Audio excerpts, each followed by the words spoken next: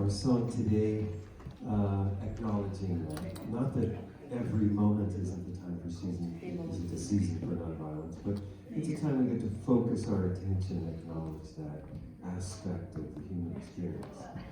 Our song today is a traditional African call and response chant. We do have shakers, a basket of shakers over here. Someone, would you mind, Donna, you grab that and pass that out? Anyone would like to shake it a little? You know what I'm talking about. So we have, it is a call and response, so you can just sort of follow me and answer easy, just hang on, So the translation of the words, a few different ideas of the translation. Welcome. Good health. Be at peace with your neighbor. Be with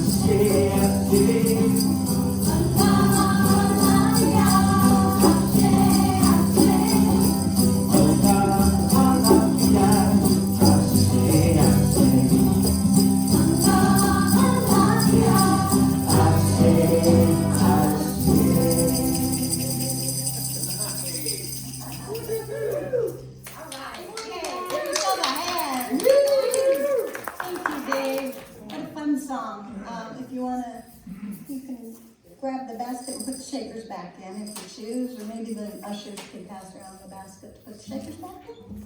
Oh, there we go. Just a great volunteer. Thank you so much. How is everybody this morning? Good. Good morning. Okay, put your ears on. We have another concert coming up, an indoor concert on April 8th. It is a Friday night, and I wonder if you guys remember the group Wave 11? So Wave 11 played at one of our street dances, and I happen to know these boys. They're young, they're young boys, and I just know that they're going to be so fun. They're so full of energy. One of my sons is the drummer in it, and my son-in-law is the front man, Charles. If you haven't experienced Charles, you just have to. You know, you cannot leave here without smiling and and accepting some of the energy that he has to offer, very positive energy, young people. So invite anybody who you can think of, family, it's another great time. Those are always a love offering, and then we will share that with the group. April 11th, or April 8th, wave 11 on Friday night, 7 p.m. And you'll hear more about that as we go. Okay, so I just invite you to breathe with me right now. Let's just breathe a mindful breath and relax into this beautiful day as we bring ourselves into alignment with the divine presence and with each other here to speak our mission statement together. We recognize and realize the omnipresence of divine love as the truth of all.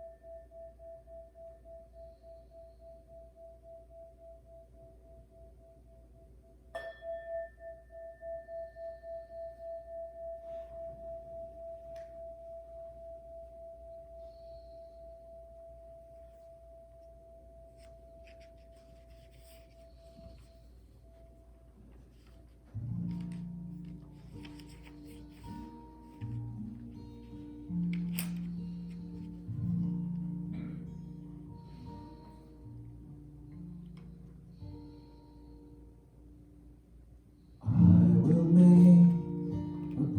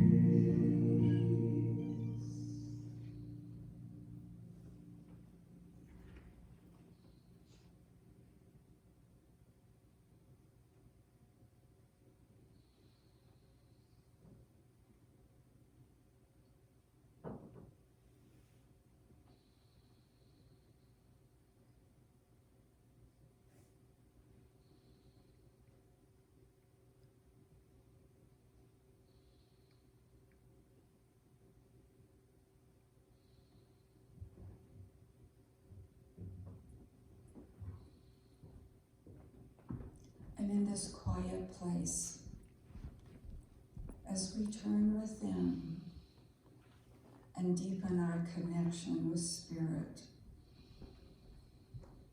I recognize that there is only one power and one presence, one life force, one energy. And I call this God, Spirit. It is the one mind, the one intelligence, the one wisdom that creates and is the creation of all that is, seen and unseen. It is the totality of the known world and the unknown. And in this energy field, in this vastness, I know that I am an individual part of this, and that each one here today is an individualized expression of that vast, immense power and presence, of that vast, immense intelligence and wisdom. And we each are whole, perfect, and complete. And in this place of knowing, I affirm that we are each a co-creator of our lives, that this power is ours to express that totality in our individual lives, as we are guided and directed to our highest good and our greatest yet to be. For our activity is the activity of Spirit. And as this power moves in and through and as us, we are healed of all discord. We are healed of all that separates us from our true essence in our physical bodies, in our life situations, in our mental health, and in our spiritual health. I know that each one of us is a blessing to ourselves and to each other, and that we shine our light as we come in contact with all others in our daily life. We express beauty, joy, peace, wisdom, intelligence in all that we do. And this truth sets us free to live our perfect, whole, complete lives. We live in the fullness as we see the divine in everyone and everything. And I speak my word for the prayers in the prayer chest, knowing that they are already answered in the mind of Spirit, that divine wholeness is being revealed right now in health, in love, in joy, in abundance, in peace. That the way forward is made clear, easily and effortlessly, as each one is divinely guided and directed to the fullness of life. And I bless all the volunteers and the staff that share their time and talents with us today, that bring us a greater awareness of the truth of our being. And I know their service is received with great love, and it returns to them tenfold. And I bless each one here, knowing that we are all unified in the one presence. So grateful for this truth that is the essence and the totality of our life. I just release this word into the law, knowing it is already so. It is already coming into fruition as we join together and declare, and so it is.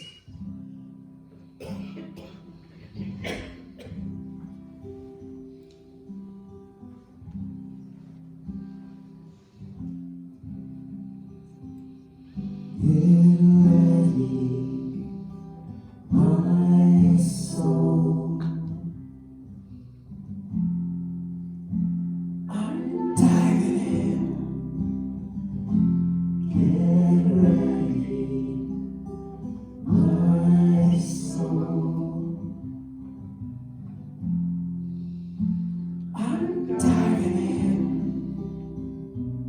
to the deepest kind of love, to the sweetest kind of life. Get ready, my soul.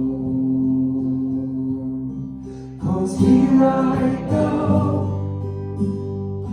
deeper, deeper, deeper than I've ever been before.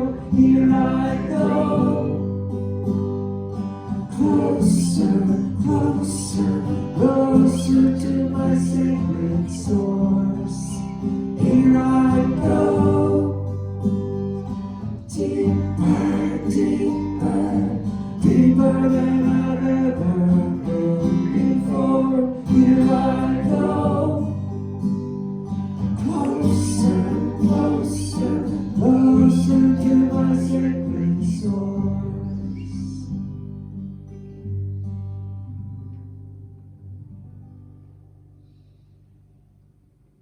Get ready, my soul.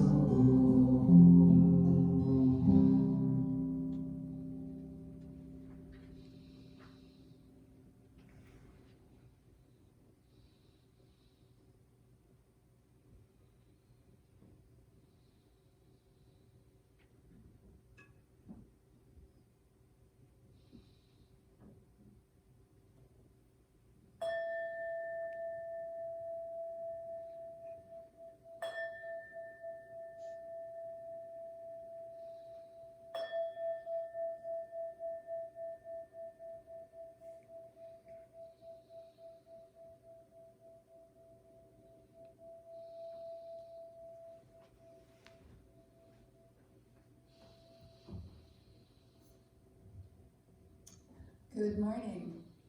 If there is some reason that you're just not feeling that truth of your being exhibiting in your fullness of life, please leave your concerns in the prayer chest, and the practitioner will be doing affirmative prayer on your behalf this week.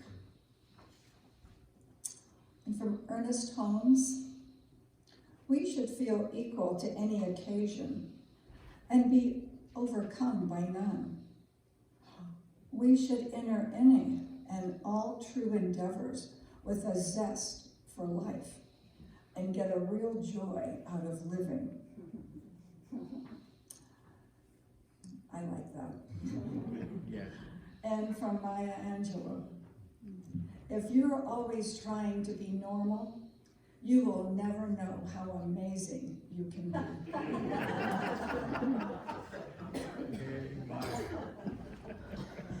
Normal, what's that? Okay, so yeah, our spiritual focus for 2022 is abundant living. And in March, we are focusing on abundant health. I do have a video message today, and this is by Reverend Michael Gott. And when I knew Michael, when I was going to conventions and such, Michael was a musician for a religious science church, or CSL center. And he wrote songs that you're very familiar with. A lot of the songs that we do, I Will Make a Quiet Place is Michael Gott's song. What else do we do a lot of? There Is Only Love, Spirit in Me. We do a lot of Michael Gott songs. He's just a precious, precious songwriter, a beautiful singer and pianist. Well, Nearer Than the Air. Nearer Than the Air is a Michael Gott song. Yeah, he has a lot, and we love to do them. Well, now Michael is a minister at a Unity Church. In fact, Unity of Houston, which is a huge Unity Church, he is the senior minister there. And you know, he has just a really precious message. His message is called Healing, just healing, and maybe he said the gift is already given, you'll hear. But after the video, we're going to come back up and offer special music at that time, and hook up special music with just a spiritual practice, and I will explain that. Just a small one as special music is going on as we open to our silent connection with the infinite and visible. And Michael talks about that connection, and we're going to come back up after the message, offer special music and a small spiritual practice. So enjoy, Michael. God.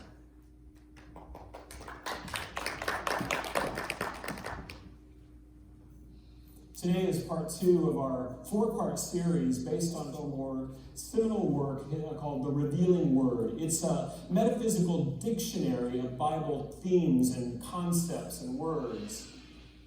And today we're talking about healing. And I've titled the message today, Healing, the Gift is Already Given. Because it's really about our perspective. The word healing is the same word as wholeness and holiness. That our sacred birthright, who we are, is made in the image and the likeness of the One. We are already whole, perfect, and complete. And what the ancients in all the faith traditions have known is that we can activate this truth through our faith, and we can demonstrate this truth into healing parts of our lives. And many of the founders of the New Thought movement, including Unity, they use this word of faith, of activating their faith in God's presence in and as their very lives to activate the healing of their bodies. Myrtle and Charles Fillmore both use this knowing, this truth, to heal their own bodies. This is what Charles writes in the Revealing Word about healing. He says this: Webster defines healing as a restoring to original purity or integrity. And then he says, the first step in all spiritual healing is to believe.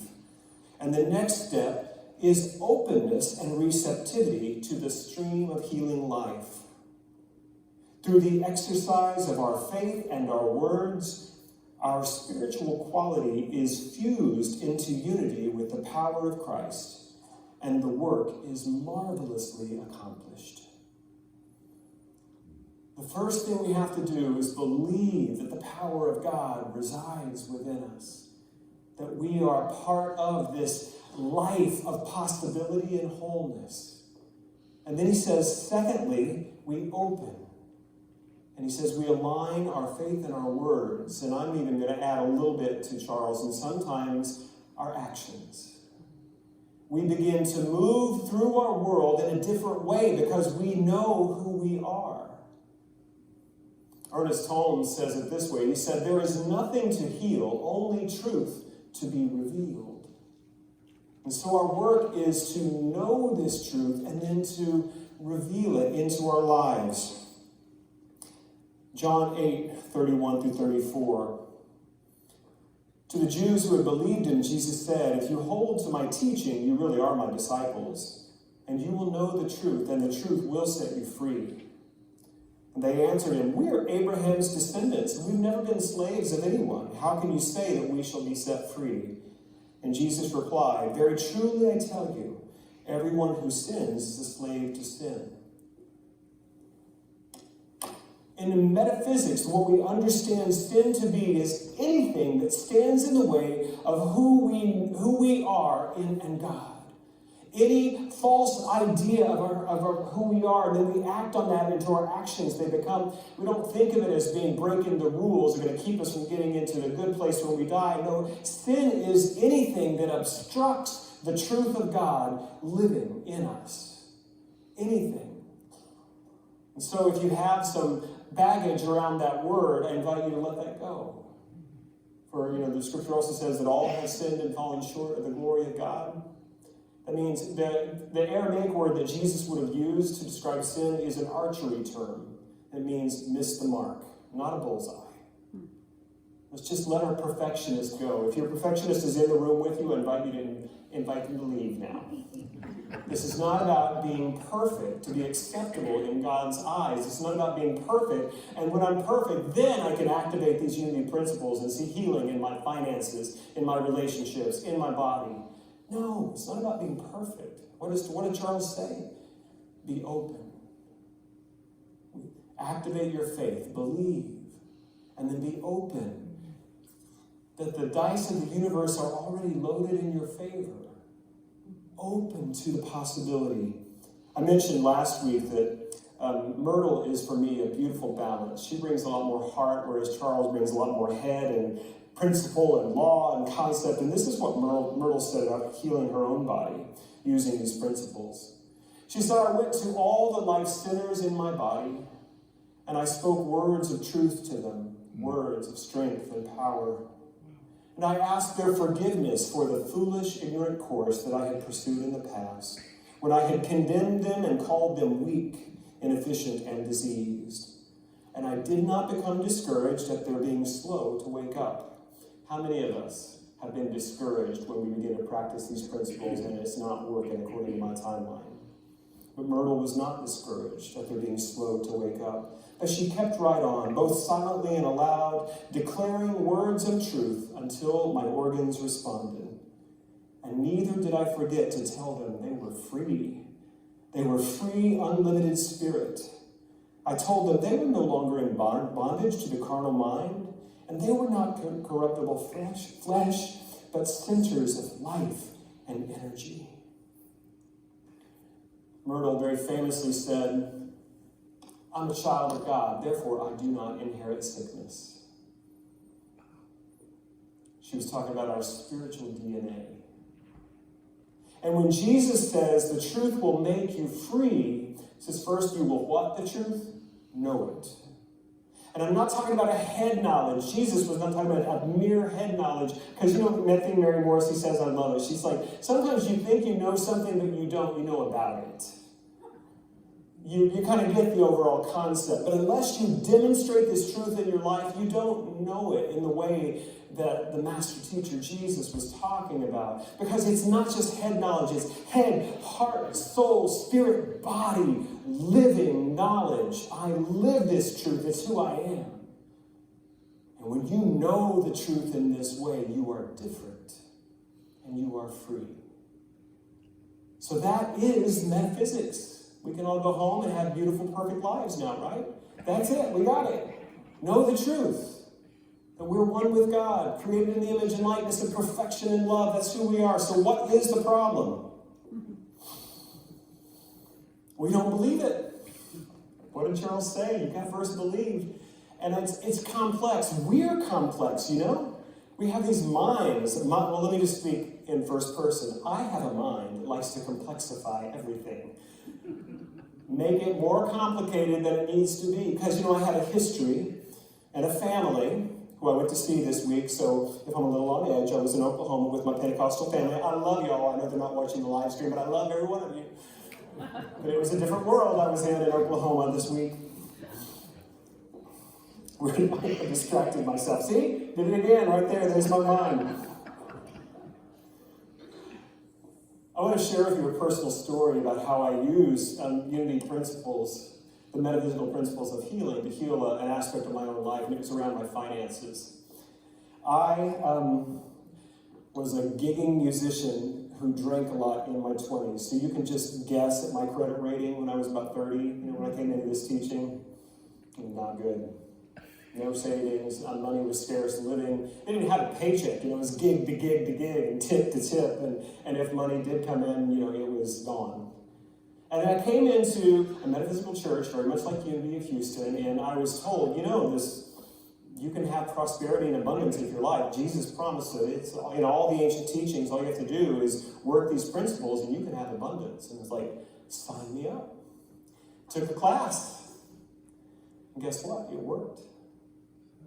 My very first affirmative prayer ever, 30 years ago, I prayed for a better gig. I was working 2 nights a week at Bill's Hideaway Club in Dallas, Texas. It is a dive, but a lot of fun. And I was there, and they were paying me $75 a night, plus tips, which might be 20 or 30, or if a generous drunk would come in, maybe 70, who knows. And I had a bar tab. Did I mention that part too? Anyway, I was beginning to get these principles. I wanted a better gig. So I think I phrased it something like, I now accept for myself an opportunity and a venue for me to give my musical gifts in which I am beautifully and abundantly compensated. And I did it, and I released it and let it go. A couple of weeks later, our friend Mark Carroll said, the Mansion on Turtle Creek needs a new Sunday Monday pianist. I think you'd be great. I got an audition at the Mansion on Turtle Creek. Well, let me tell you, you don't go from Bill's Hideaway to the Mansion on Turtle Creek in Dallas, Texas without some spiritual intervention. And they paid $150 a night. Something was zooming along. Now, I didn't get struck perfect, but I had enough of a taste of the spiritual power of metaphysics to begin to want to live my life differently. And over the next few years, I began to be different. I began to think of myself differently in terms of my earning potential and my value. I had another example. This was some years later, but I used to do a lot of private parties. I used to do parties in Jerry Jones' house, the owner of the Dallas Cowboys. We'll talk later. I would not gossip about Jerry Jones. It was a wonderful, wonderful opportunity. But I had a lot of those opportunities. And at one point, I was wanting to raise my rate for my private parties that I did, weddings and things like that. And I decided I was going to do a Gideon's Fleece. Do you know that Bible story? Where I put it out there just to see what would happen. And I raised my rate by $25 an hour, and I got 2 calls. And the first one, they said, "What's your rate?" I told them, and they said, "Okay, we'll get back to you." That never happened. They usually just said, "Yeah, that's fine," or "Okay, we're going to keep looking." And then the second call, same thing. Got my attention, because I told them the new rate, trying it out. I'm not sure I'm there yet, but I'm going to try it. And they were like, "We'll see. We'll call you back." I was talking to some friends, some spiritual friends about it a few days later. It's like, it's the weirdest thing. I've been trying to raise my rate. I was going to try and see if it was going to work. And then these 2 calls came in, and they're not answering me. And my friend Christy said, "Are you worth it?" And I said, "Yes. Yes, I am." I got home, and this was before cell phones. There was an answering machine message that the first one had accepted my rate and booked me for the gig. A couple days later, the second one did the same.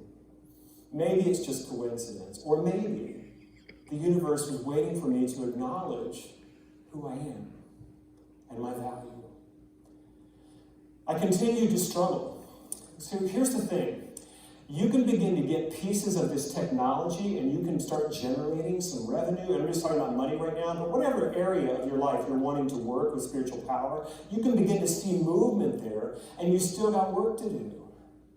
That I had, probably quintupled my income in a few years using this, but I still had some really bad habits around money, not saving and spending too much and credit card debt, all this kind of stuff. And I'm sure nobody here knows what I'm talking about. I know you know. And I found myself in a really deep hole financially. And I've been in this for a while. I don't think that I wasn't in ministerial school yet, but I'd been in this teaching for a while and found myself in yet another hole of my own making, caused by my own consciousness around money.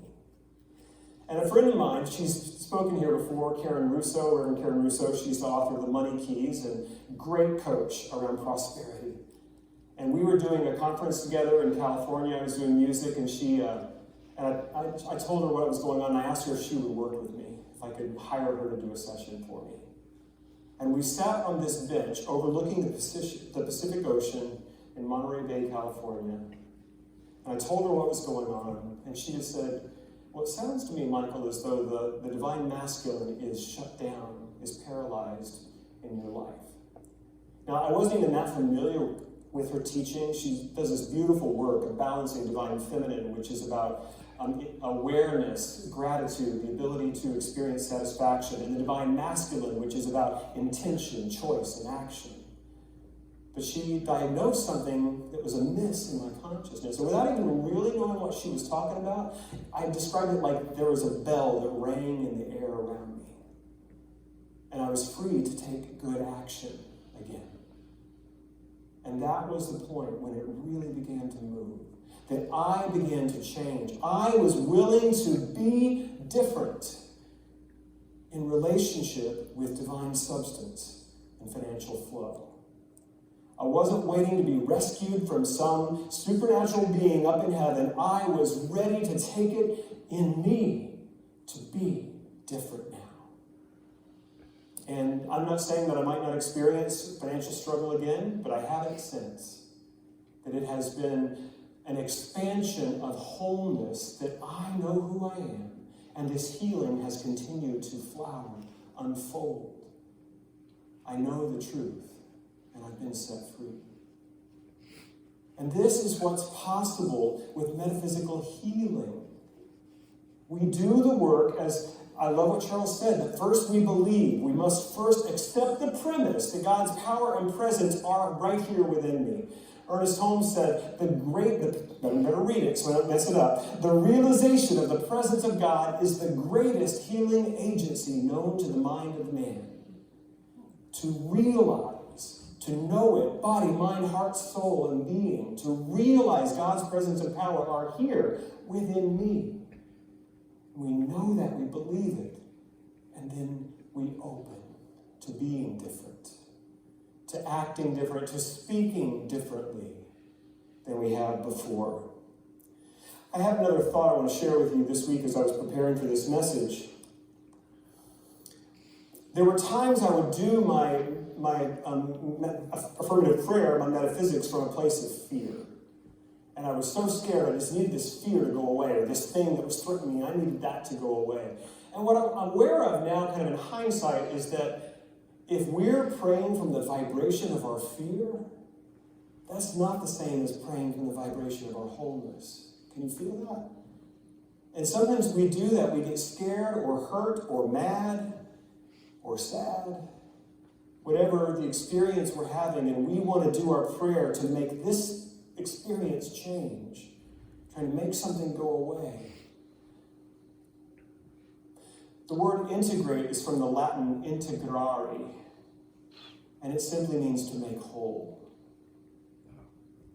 There's a lot of metaphysical malpractice in the unity movement, in the Science of Mind and New Thought movement. There's a lot of, well, if you're a student of spiritual truth, then why are you saying words like that? Why aren't you manifesting, blah, blah, blah? We don't do that. That's old school. That's just not the way it works.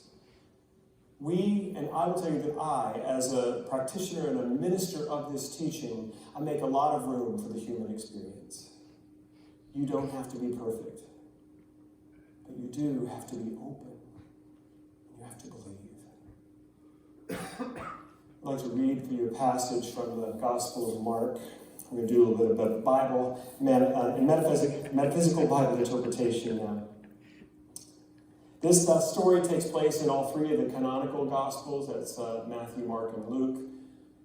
And this is the longest version of it. It's got some more detail, which I think is really important. This starts in chapter 5, verse 22. Then a synagogue leader named Jairus, when he saw Jesus, he fell at his feet, and he begged him urgently, saying, "My daughter is dying. Come and lay your hands on her, that she may get well and live." And Jesus went with him. A huge crowd kept following him and jostling him.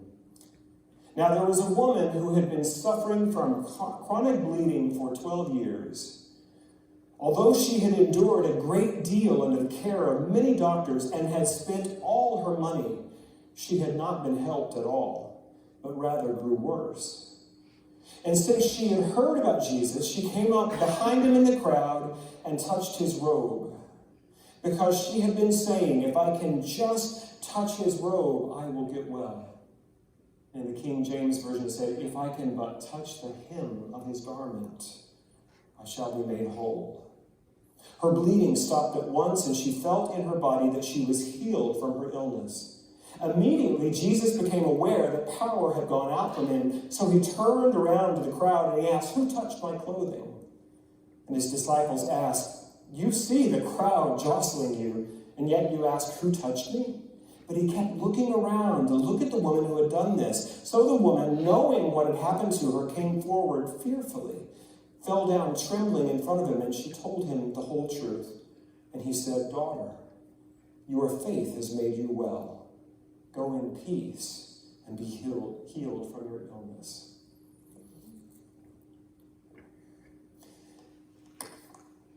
My dear friend, Reverend Chris Terry, sitting on the front row with me today, she gave me this key to understanding sacred scripture from any tradition, that we can look at it from the literal view. And last week we talked about that's why we have all these St. Peter at the gates of heaven jokes and ideas, because that was literally when Jesus said, I will give you the keys to the kingdom.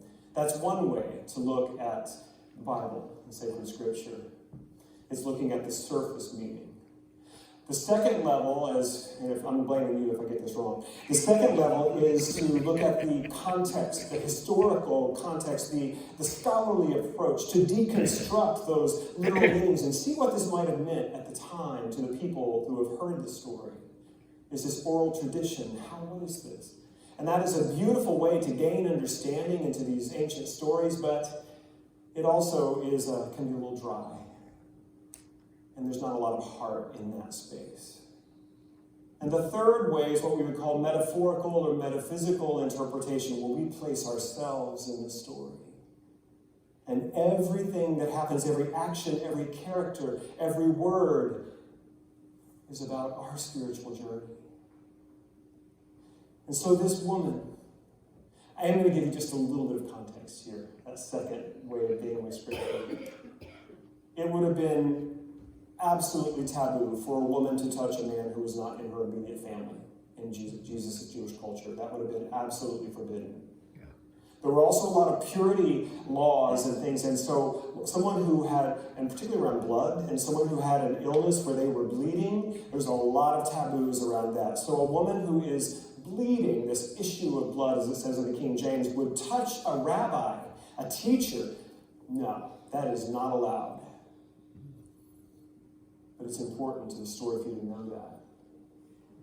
Because this woman was willing to go to any lengths to be healed. She had lost all of her earthly resources. She had used all of her money and had no healing. She was desperate for wholeness. And there was some voice in her, some awareness, some what I would probably call the intuitive mind spoke and said, if you could just go touch Jesus of Nazareth, the very hem of his garment, that would be enough.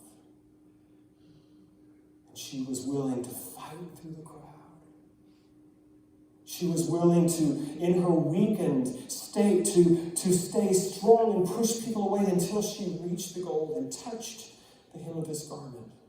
And what did Jesus say to her? Did he chastise her for breaking the Jewish customs and laws? Did he say, how dare you be an energy vampire and take my power? I didn't give that to you. Did he do any of that? He said, daughter, your faith has made you whole. It wasn't that Jesus was the dispenser of magical healing.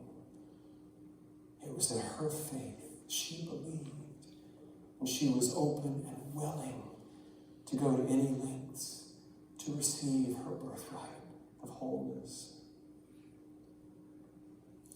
The last thing I want to share about this story today, and I hope it's helpful to you, because I just realized we have an epidemic of perfectionism in our world today. And, I only go to one AA program, one 12-step program, but I could easily be a part of Perfectionist Anonymous. I'll let you know. And I found this, Reverend Mark Hicks from Austin. He has a website called truthunity.net. And just if you're interested in these teachings, go check it out. He's got so many great things. And this comes from, Mindy, you may know, Ed Rabel was a teacher at the school, the seminary, for many, many years. And he did a metaphysical interpretation of this passage. And he says this, metaphysically, this means that like a lot of persons, they place too heavy a burden on themselves when seeking their spiritual healing. What he's talking about is why she had to reach for Jesus' healing, the hem of his garment, rather than just know the truth within herself. This is the way Ed explained it. They put too much of a burden on themselves and they're seeking healing insofar as they think that in order to get the beneficial results of a healing consciousness, they have to swallow it practically, get a complete hold on it, a firm hold, and even crawl into it somehow, duplicate it verbatim with themselves before they can get results. What they are doing is they're putting too great a demand, too strong a condition on what they must do or not do to make a condition with a healing consciousness. This is what Ed says. The only thing that is really necessary is Either you make the effort and you do connect yourself with healing principle, or you don't make the effort and you don't make the connection with healing principle. It isn't a matter of how intimate the connection you make is, how great the hold on the principle you can get. All you have to do is touch it. Make a connection. Even the lightest touch will suffice. All right, so we'll bring the music group back up. And I'd just like to give us this opportunity while we're still in this space that Michael has created for us here, the opportunity to connect with our source of wholeness. Remember, all you have to do is touch the road, touch the connection. It doesn't have to be perfect. Even the lightest touch will suffice, he says. So I invite you to just relax and maybe close your eyes if you choose, into a relaxed state. I'm going to play this song. Just believe in the wholeness of spirit, the wholeness of God. Be open to your intuition, to that still small voice within you. And make the effort to make a connection, to feel the presence of God as the truth of you. Feel that God is real. Reality is God, whole, perfect, and complete right now. In God's reality, there is never a need for healing. In oneness, all is well, always.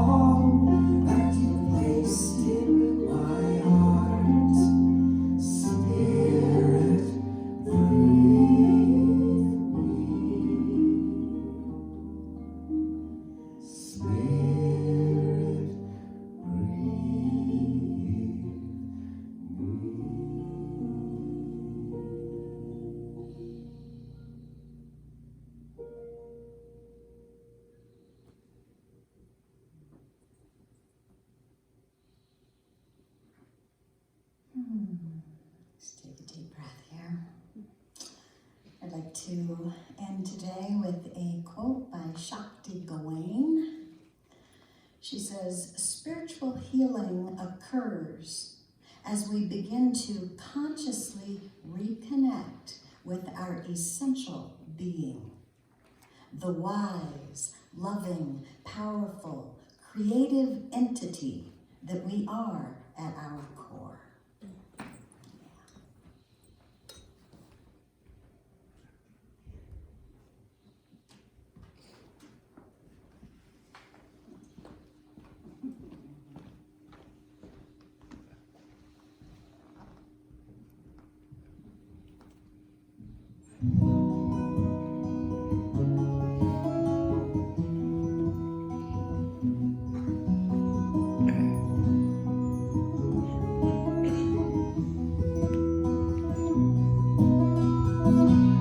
God, you are every mountain.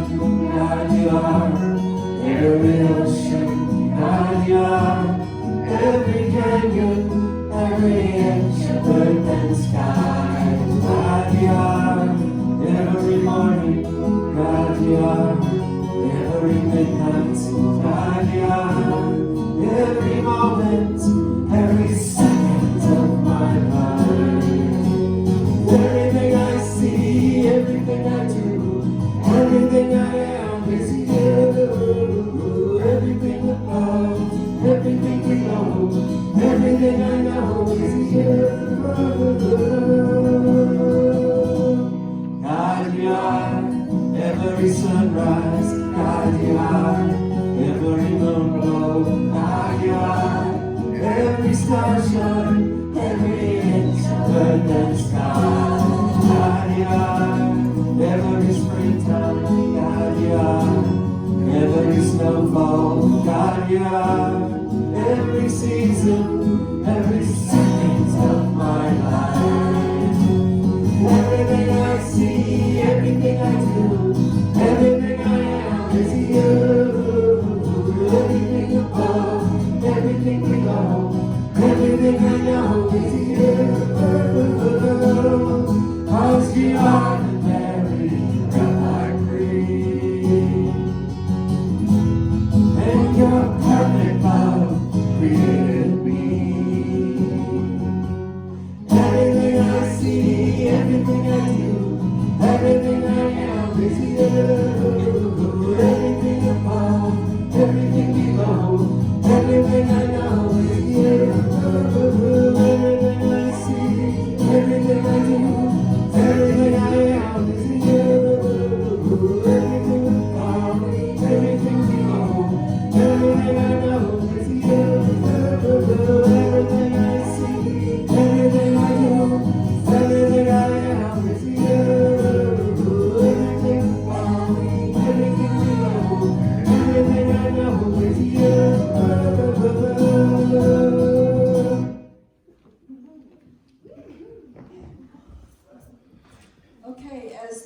ushers come forth, this is our time to consciously participate in a spiritual practice of participating in the law of circulation.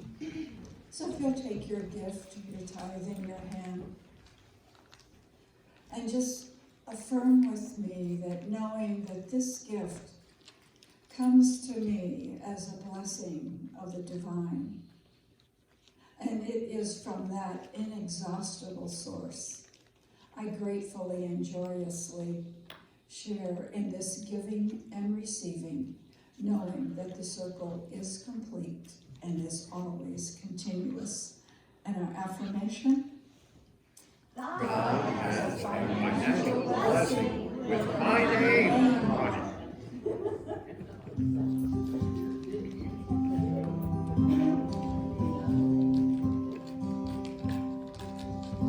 You are the face of God. I hold you in my heart. You are a part of me. You are the face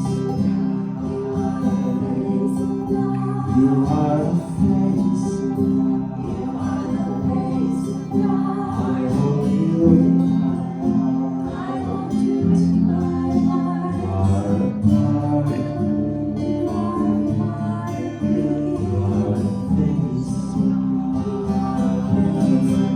You are the face of God. You are the face of God. I hold you in my heart. You are a part of me. You are the face of God. And these blessings continue forth, blessing our church, our community, and the world. And so it is.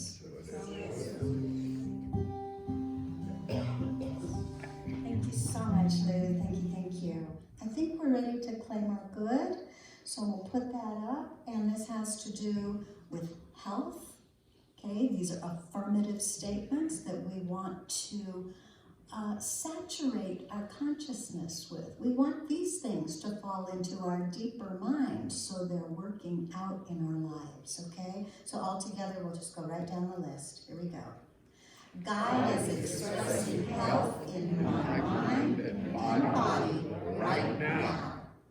I am radiant, whole, and filled with vitality.